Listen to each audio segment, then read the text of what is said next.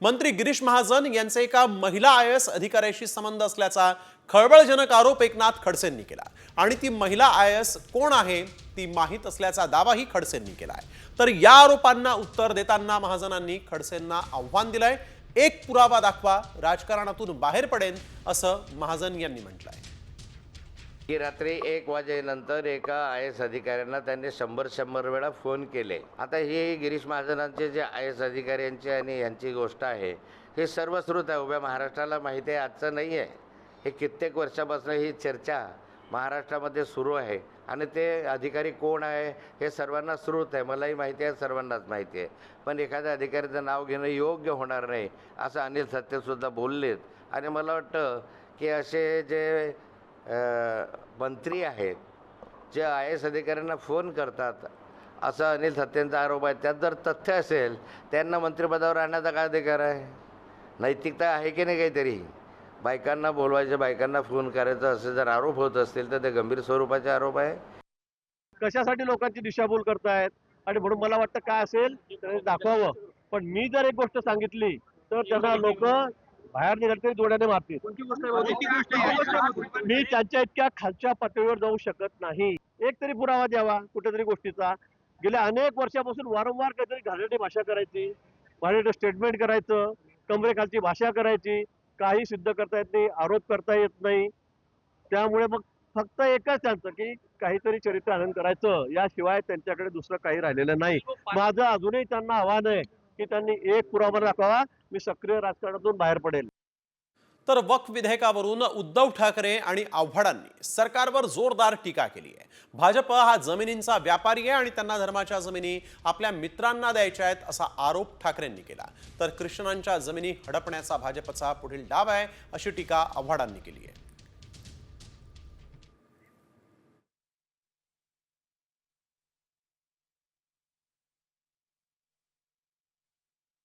सिर्फ लैंड और व्यापार करने वाली ये भाजपा है।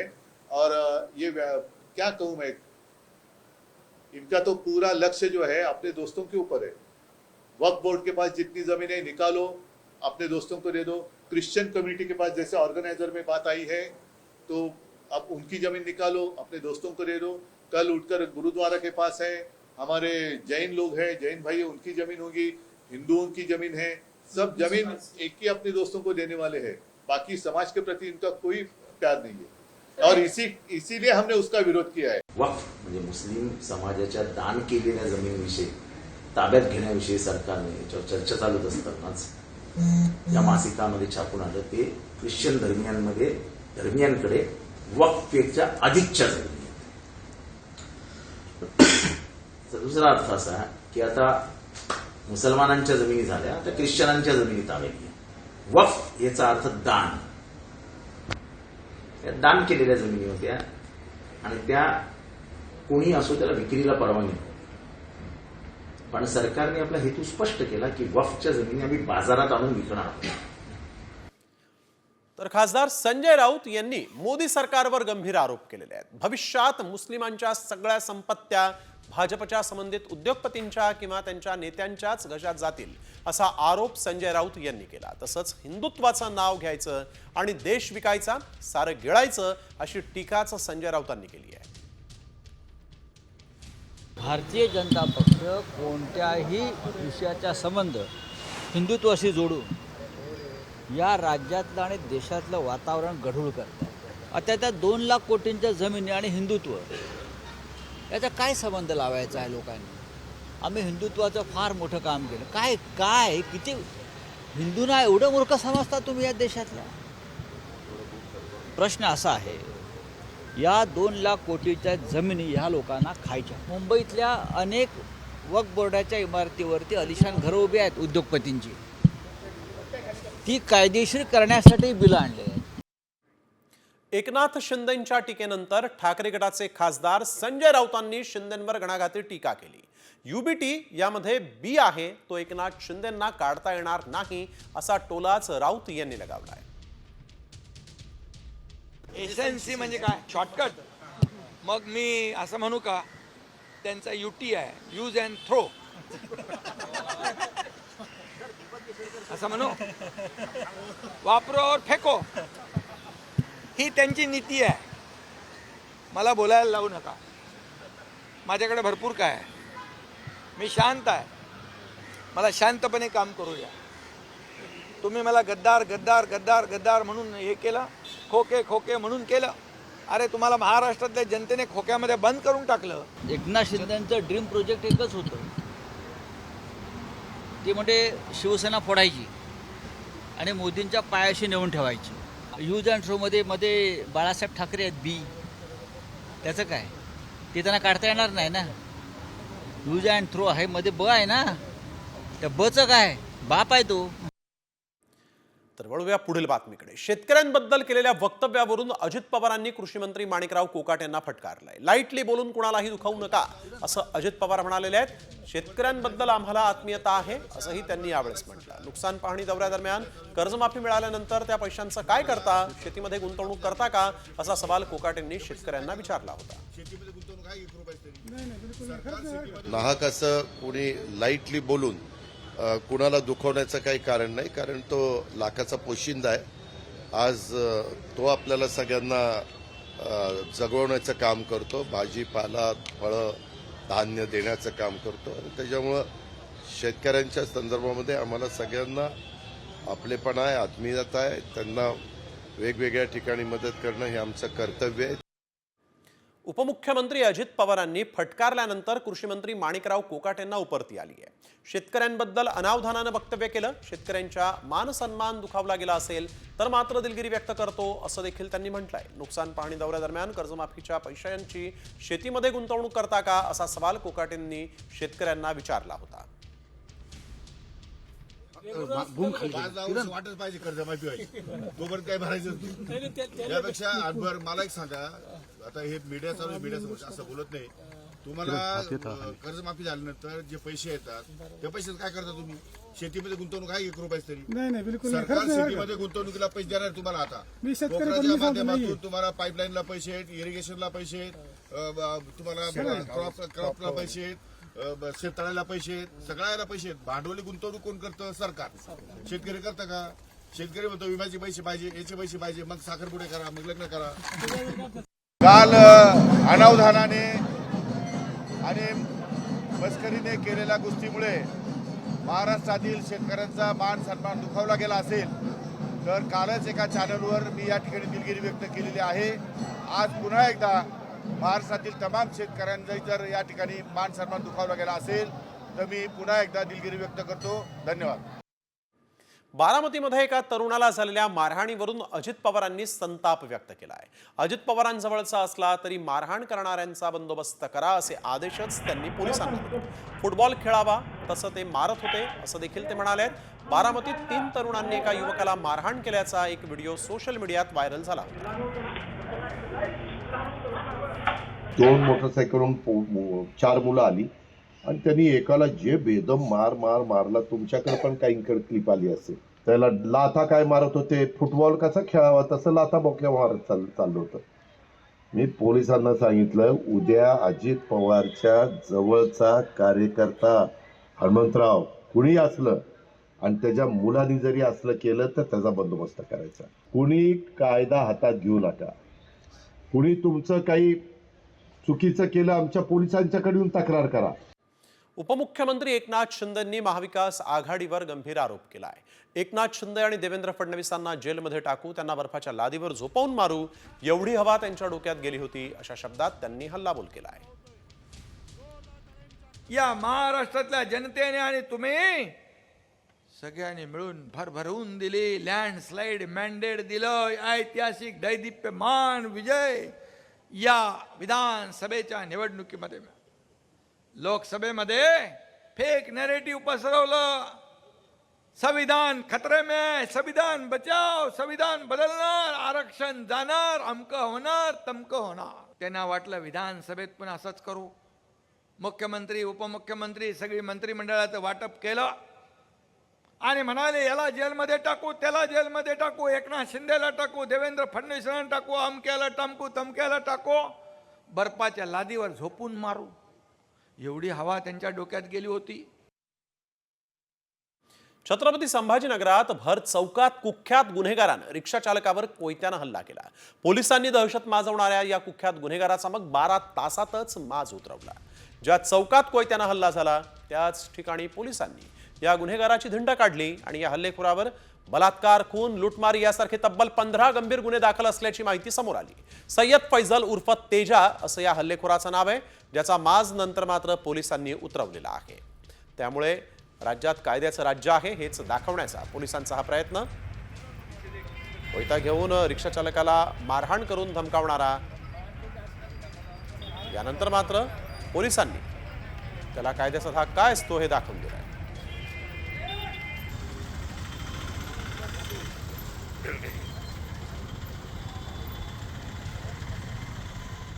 वळूया पुढील धक्कादायक बातमीकडे. लातूर महानगरपालिकेचे आयुक्त बाबासाहेब मनोहरे यांनी स्वतःवर गोळी झाडून आत्महत्येचा प्रयत्न केल्यानं खळबळ माजली आहे.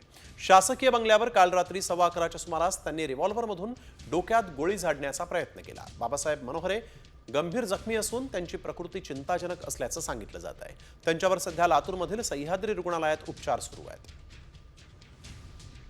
घटनास्थळावरती पोहोचल्यानंतर आम्हाला समजलं की त्यांना जखमी अवस्थेमध्ये सह्याद्री हॉस्पिटलमध्ये उपचारासाठी दाखल केलेला आहे. त्याच्यानंतर आम्ही घटनास्थळावरती गेलो आणि पाहिलं तर तिथं त्याने आत्महत्या करण्यासाठी जे पिस्टल, आत्महत्येचा प्रयत्न करण्यासाठी जे पिस्टल वापरलेलं होतं ते पिस्टल आणि एक खाली केस आणि राऊंड असं आम्हाला मिळालेलं आहे. आम्ही तो जप्त केलेला आहे आणि अद्याप आम्हाला याच्या मागचं कारण स्पष्ट झालेलं नाही, तपास सुरू आहे. वळूया पुढील बातमीकडे. बिनपाण्यानं धुलाई केल्याचा वाक्यप्रचार हा आपल्या सगळ्यांनाच ठाऊक आहे. मात्र लातूरमध्ये एक घटना सर्वांच्याच चर्चेचा विषय ठरली. कारण पोलिसांनी एका चोराची चक्क पाण्यानं धुलाई केली. होय, जनावरांची चोरी करणाऱ्या या चोराला पकडण्यासाठी पोलिसांनी फिल्डिंग लावली. मात्र पोलिसांना पाहताच हा चोर जो आहे तो गटारात लपला. पोलिसांनी मग या चोराला ताब्यात घेतलं आणि त्याला चक्क वॉशिंग सेंटरवर नेलं आणि तिथं पाण्यानं त्याची धुलाई केली आणि मग त्याला पोलीस स्थानकात नेण्यात आलं आणि त्याच्यावर कारवाई करण्यात आलेली आहे. पोलिसांना घाबरून हा चोर गटारात लपला होता आणि यानंतर मात्र पोलिसांनी त्याला गटारातून बाहेर काढलं, वॉशिंग सेंटरमध्ये नेलं, तिथं त्याच्या अंगावर पाण्याचे फवारे मारले, त्याला धुण्यात आलं आणि मग मात्र पोलीस चौकीत त्याला नेण्यात आलं.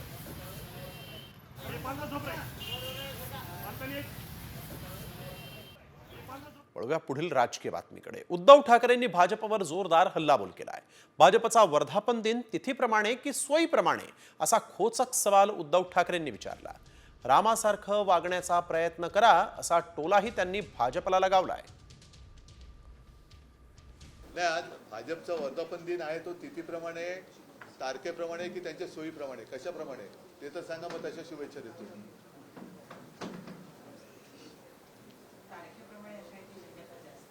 तुम्हालाच माहिती नाही कशाप्रमाणे, पण मग नक्की माहिती नसताना शुभेच्छा कसल्या द्यायच्या? नाही, माझ्या शुभेच्छा मित्रपक्षांना काय सगळ्यांनाच असतात. फक्त जर का रामनवमी हा तुमच्या पक्षाचा जन्मदिवसच असेल तर जसे प्रभू रामचंद्र वागले होते तसे वागण्याचा प्रयत्न करा, या एवढ्याच माझ्या त्यांना शुभेच्छा आहेत. आणि आता पाहूयात रामनवमीच्या बातम्या.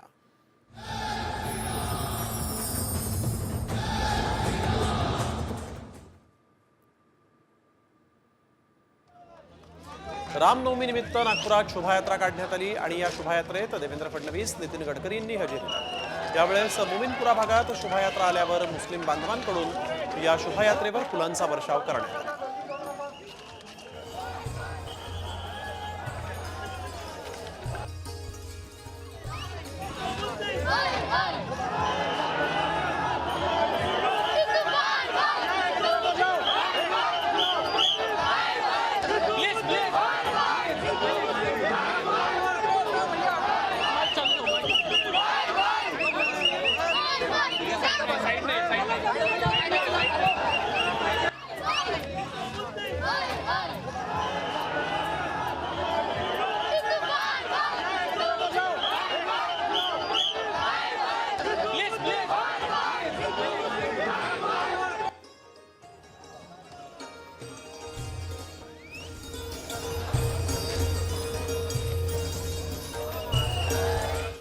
शिर्डीमध्ये सकाळपासूनच रामनवमीचा उत्साह पाहायला मिळतोय.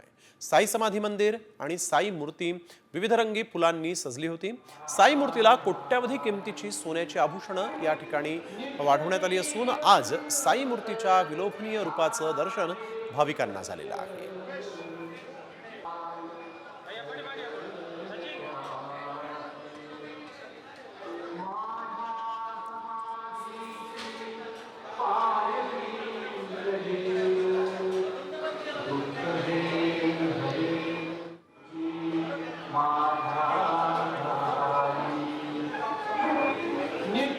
शिर्डीमध्ये काकड आरतीनंतर साईबाबांची प्रतिमा, पोथी आणि विणा मिरवणुकीनं उत्साहाला सुरुवात झालेली आहे. साईबाबांनी शिर्डीत सुरू केलेल्या रामनवमी उत्सवाचं 114वं वर्ष. साई मंदिर आज दर्शनासाठी रात्रभर खुलं राहणार आहे. संत गजानन महाराज मंदिरामध्ये रामनवमी सोहळा उत्साहात साजरा होतोय. राज्यभरातून शेकडो दिंड्या शेगावमध्ये दाखल झालेल्या आहेत. तर अयोध्येतही श्रीराम जन्मोत्सव सोहळा पार पडला. रामलल्लाच्या दर्शनासाठी म्हणून मोठी गर्दी झाली. अयोध्येच्या मंदिरात आकर्षक अशा फुलांची सजावट करण्यात आलेली आहे. तर ही 3 दृश्य रामनवमीच्या निमित्तानं शिर्डी, शेगाव आणि अयोध्या.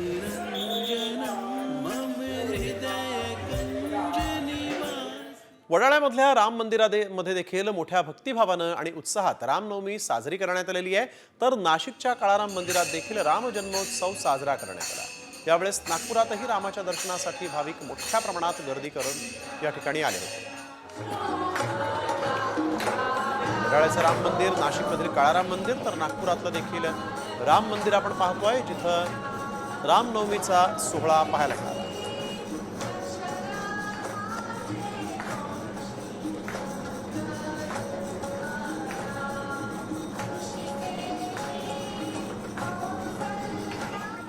आज आपण जे मंदिर बघत आहोत, पुण्यश्लोक अहिल्यादेवी होळकर यांनी पंढरपुरात बांधलेल्या पुरातन राम मंदिरामध्ये रामनवमी दिवशी किरणोत्सव होत असतो. चंद्रभागेच्या तीरावर होळकर वाड्यातील राम मंदिरामध्ये वर्षातून केवळ रामनवमीच्या दिवशीच किरणोत्सव साजरा होतो.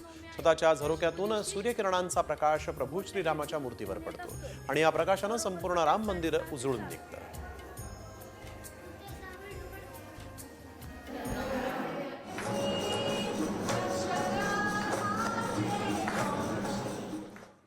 रामनवमी निमित्तानं वाराणसीमध्ये एक अद्भुत असं दृश्य पाहायला मिळालं. मुस्लिम महिलांनी एकत्रित येऊन भगवान श्रीरामाची आरती केली. यावेळेस रामनवमी निमित्त वाराणसीतील मुस्लिम महिलांनी रामाची आरती करून एकता आणि बंधुतेचा संदेश दिला.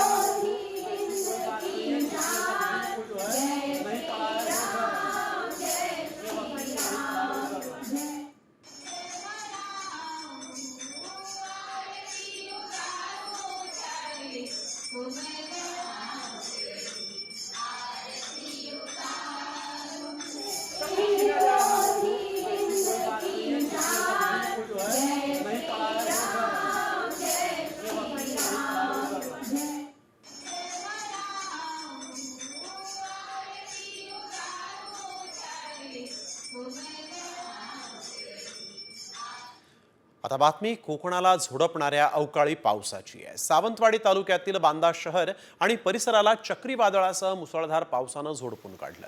तब्बल 2 तास झालेल्या या मुसळधार पावसामुळे झाडं उन्मळून पडली.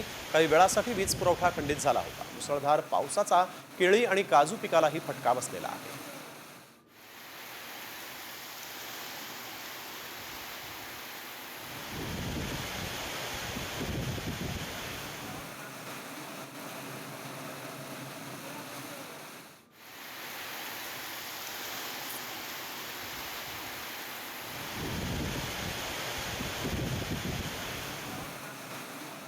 पंढरपूर सांगोला तालुक्यातील अनेक गावांना वादळी वारा आणि अवकाळी पावसाचा फटका बसला. मेथवडे इथं वादळी वाऱ्यासह अवकाळी पाऊस झाला आणि यामध्ये पेरू आंबा या फळबागांचं मोठ्या प्रमाणात नुकसान झालंय. शेतकऱ्यांचं पॉली हाऊस जे आहे ते देखील इथं जमीनदोस्त झाल्याचं दिसतंय. त्यामुळे पिकांचं देखील मोठ्या प्रमाणात नुकसान झालंय.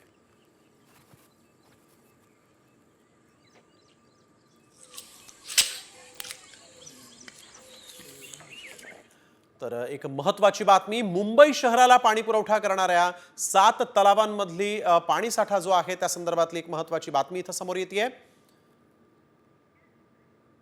मुंबईकरांवर पाणी कपातीचं संकट आहे आणि पाणी पुरवठा करणाऱ्या 7 तलावांमधील 33%च पाणीसाठा शिल्लक आहे. दिवसाला 3850 दशलक्ष लिटर इतकं पाणी वापरण्यात येत आहे. चिंताजनक पातळीवर हा पाणीसाठा पोहोचलेला आहे. सध्या या तलावांमध्ये केवळ 33%च पाणीसाठा शिल्लक आहे. मुंबईतील तलावांमधील पाणी पातळी कमी झाल्यानं लवकरच पाणी कपातीचा निर्णय घेतला जाण्याची शक्यता वर्तवली जाते. त्यामुळे मुंबईकरांनी पाण्याचा वापर काटकसरीनं करावा असं आवाहन आता मुंबई महापालिकेनं केलेलं आहे.